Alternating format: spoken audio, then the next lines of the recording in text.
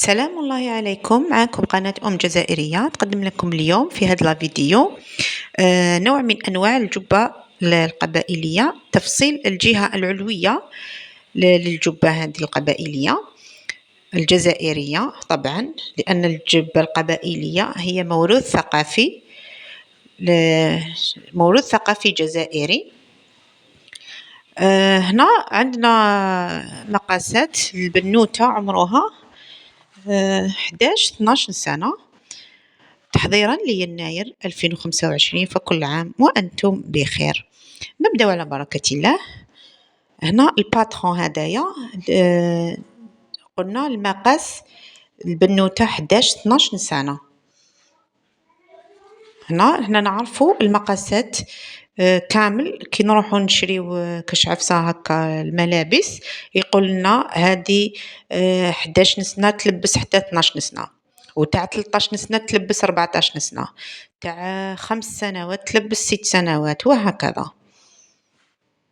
إذن هنا نحتاجوا المترة، واللي ما عندهاش المترة تقدر تستعمل المسطرة العادية تاع السنتيمتر، ونحتاج مقص طبعا، ونحتاج قلم.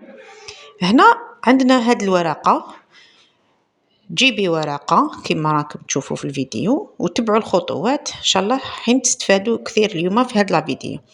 هنا هبطت ب1 سنتيمتر على في هذيك الورقة، تبعوني مليح واش راني ندير. درت خط وهمي، هبطت ب1 سنتيمتر ودرت خط وهمي. هذاك الخط الوهمي هو اللي راني رايحة نقيس عليه المقاسات. عندي هنا الرقبة 8 سنتيمتر، عندي الكتف هنا عندي 9 سنتيمتر عرض الكتف. هنا كما راكم تشوفوا من هذيك النقطة تاع دوران الرقبة نحبط ب2 سنتيمتر هنا، وندير نقطة نحبطه ب2 سنتيمتر وندير نقطة كما راكم تشوفوا هنا 2 سنتيمتر.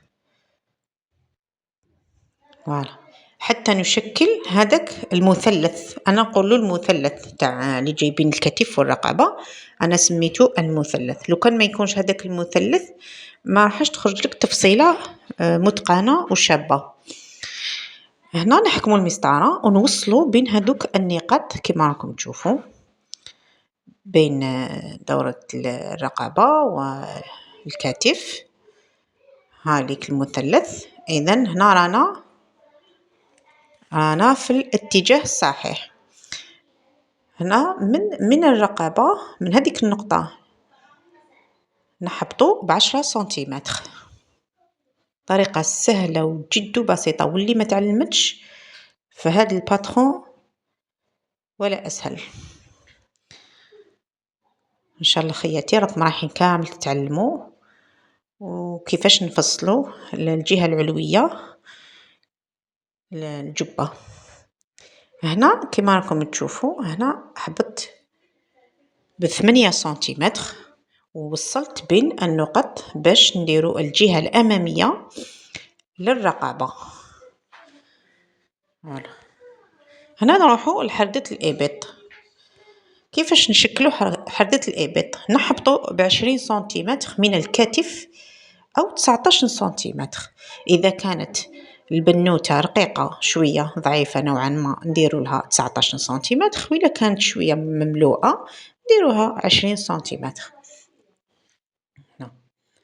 إذا أنا حبطت ب19 سنتيمتر لأنها ضعيفة شوية. هنا شوفوني واش راني ندير، من الرقبة إلى الأسفل نديرو نفس المسافة 20 سنتيمتر. هنا راني حاطة دورة الصدر. هنا دورة الصدر راني راح ندير المقاس ديالها. شوفوا مليح واش راني ندير. هنا راني راح ندير المسافة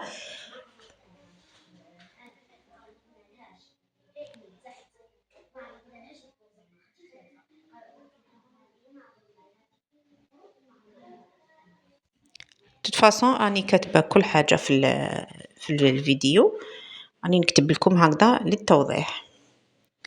هنا درت 20 سنتيمتر، نفس القياس قلنا بين الكتف. هنا الآن شوفوني مليح واش راني ندير هنايا. نحكم المسطرة، نميلها قليلا، ندخل بها حوالي واحد 1 سنتيمتر، حوالي 1 سنتيمتر، ونديرها على خط مائل. شوفوا مليح لا ميثود اللي راني ندير بها. هنا كي نميل المسطرة، هنا راح تتلاقى المسطرة هذاك الخط اللي درناه تاع الكتف، وين تتلاقى به من تماك تبدا حردة الإبط. شوفوني مليح واش راني ندير. أنا دخلت بواحد سنتيمتر، حكمت المسطرة، ميلت المسطرة بواحد سنتيمتر، دخلتها على الكتف، ثم وين تلاقات المسطرة مع خط الكتف تماك نديرو خط، نحمقو هذاك الخط أو نقطة باش نعرفو واش رانا نديرو. هنا من تماك تبدا حردة الإبط. هنا نقسمو هذيك الزاوية القائمة، نقسموها في الوسط، ونضع نقطة ونديرو حردة الإبط. أظن أنها يعني طريقة سهلة وبسيطة. هنايا تحصلنا على حردة الإبط.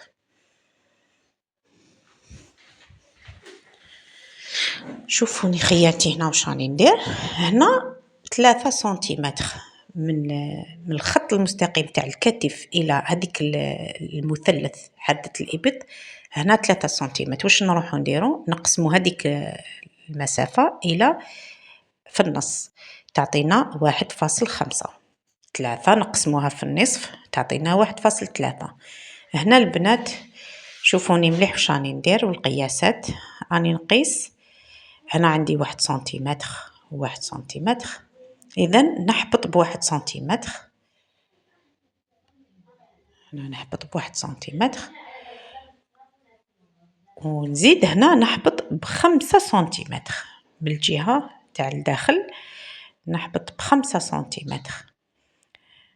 فوالا شوفوا البنات مليح. هنا إذا كان هذا القياس، إذا كانت الأخت راهي تفصل قماش على القماش الإلاستيكي والبيزو، هذه هي الطريقة الصحيحة باش ديري حردة دورة الصدر. هذيك الحردة اللي تدخليها لداخل دورة الصدر، رانا نقولوا حردة دورة الصدر اللي تحت أسفل الإبط، ندخلوا بها وندوروا كما راكم تشوفوا. ندخلوا إلى الخط، إلى النقطة 5 سنتيمتر، ونديروا بها هذيك الدورة التقويسة هذيك.